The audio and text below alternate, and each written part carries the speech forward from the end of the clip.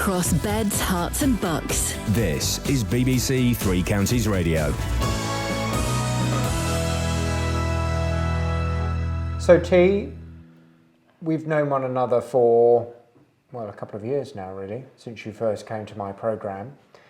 Just tell everybody the condition that you have. The two conditions I have, they are two progressive terminal lung diseases, and basically my lungs are fibrosing. They will continue to fibrose, which means I won't be able to breathe and I can't breathe easily. And the condition means they just get worse and worse and worse on a daily basis. You have obviously started your campaign Save 5, and that's how I first got to know you, because you very much wanted to publicise the importance of people signing up to the organ donor register, and your whole mission has always been to get 10,000 people to sign up. You've done that. And I know when we spoke last time and you said it's a kind of bittersweet day. On one hand, I feel tremendously satisfied that I've achieved the 10,000 signatures, but then on the other hand, well, what next for me? And you are still in need of either one lung or two lungs for your condition to be solved. Since you got the 10,000 people to sign up, your condition has deteriorated. How are you on a daily basis now? I get tired really easily. The simplest things take a great deal out of me. Going to the loo, washing my teeth can be exhausting. And so life is very slow at the moment. I rarely go out because I rarely get dressed anymore, because the effort to get dressed takes so much. You have to learn to conserve the energy that you do have and not waste it on things like getting dressed. You have the oxygen going into you now, but you're able to talk to me. Yeah. But you talk about having an attack. Tell us what that's like. Sometimes I have what I call breathing attacks, and they happen for no reason at all. They can happen at a moment's notice. And the only way I can describe it, and it is on the film that I have produced, it's like drowning. I can't get the air into my lungs whilst I've got oxygen constantly going into my lungs. Somehow, for some reason, it would seem that no oxygen gets there, and it's like drowning, and it is scary beyond belief. It's horrible for me, and it's horrible for Roy, my husband, to watch, because he can do nothing about it. And then if I get a coughing attack on top of that, oh, that's even worse, because you can't believe you'll ever get through it. And it could go on and on and on. It can last for about an hour and a half, this constant coughing and not being able to breathe. It's just unbelievable.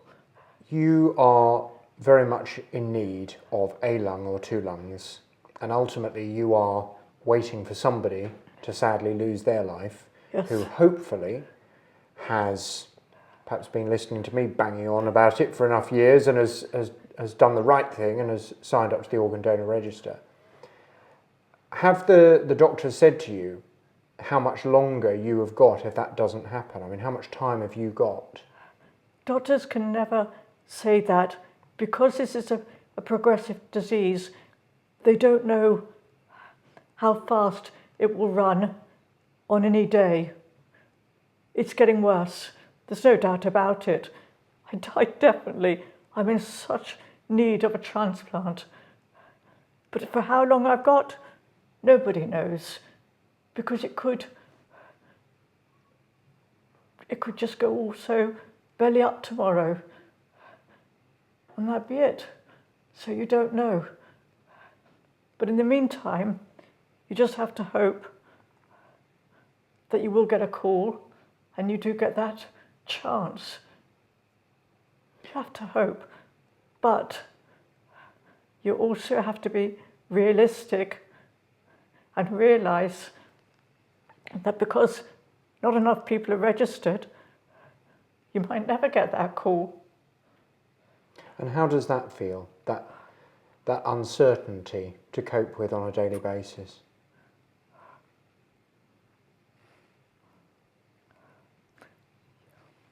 You wouldn't wish it on anyone, and knowing that you might die because there are not enough organ donors available. It's really hard because I just don't get it. When 97% of the population say, when asked, would you take a transplant? They say yes. Have you signed up? Oh no. I don't understand that, and that's why I find it so hard. If it was such that we had 97% of the population signed up, it would be easier to accept. But that's not the case. And knowing that you might die at any moment when you don't want to, it's just really sad. Just really sad. And I would imagine it's also very difficult for you because your lovely husband Roy, he's with you all the time, and for him you want to get better as well as for you. It's not the life that we planned when we got married. Everyone has a plan.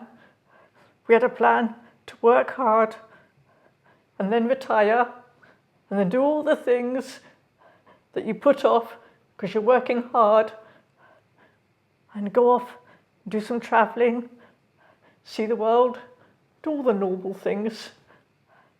And no, that might not happen. That's hard. It's really hard. For people who are watching you today and they still haven't signed the organ donor register, they just prefer not to think about it. Okay. What message would you give those people? What I'd ask them to do, I would just ask them to watch my video. Just watch it right to the end. And then say to yourself, how would I feel if I was in T's shoes? How would I feel if that was my child there? What would I do to make it right or better for myself or my child? I'm asking people to watch the video the whole way through and then decide. Because you really wouldn't want to be in a position that I and 10,000 other people are in, waiting for a call that may never come. You really wouldn't want to be. And until things happen, until things improve, that's how it's got to stay. You've just got to wait and hope, but know that it may not come through. And that's your life over. It's gone. So watch the video. Think of your child where I am. Then ask yourself, if that was my child in the film, would I want an organ to be available? And if you say yes, oh my goodness, I'd want my child to have the chance to live, then really you have to say to yourself, how can I ask that if I'm not prepared to sign up myself? That's what I'd ask people to do, is watch my video and then consider again. I've said every time I've met you, I'm not a religious person, but I pray that your call comes. I just hope so much that the telephone rings and they say it's the hospital, and T, it's your time, come into the hospital. And I would imagine that's what you long for every single day.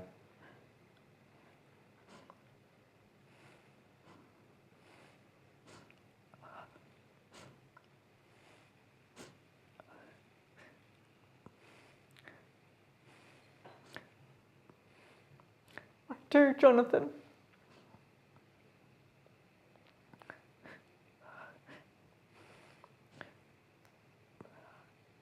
But I'm fearful it won't.